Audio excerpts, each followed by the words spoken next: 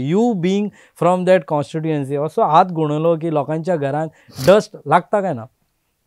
पळय कितलीशीं वर्सां जाली थंयसर कोल्ड हँडलिंग चलता. म्हणजे तुमी पळोवपाक गेले जाल्यार हिस्ट्री काडपाक गेले it is almost more than 25 years.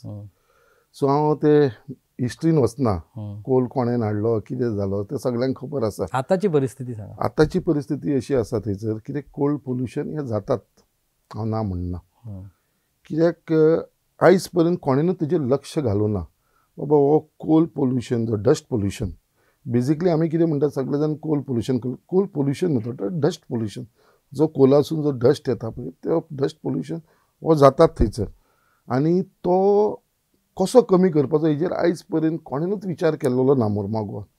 हांव अशें म्हणना कितें हांव थंयसर 100% सक्सेस जाला म्हणून, बट खंय तरी म्हाका एक मनान समाधान मेळ्ळेलें आसा कितें एटलिस्ट हांव खंय तरी 50% तो रिड्यूस करूंक शकलो डस्ट पोल्युशन. गेल्या 5 वर्सांत तुमी 50% देंवयले. हांवें गेल्या 3 वर्सां भितर 3.5 वर्सां भितर हांवें 50% तो रिड्यूस करपाक शकलो.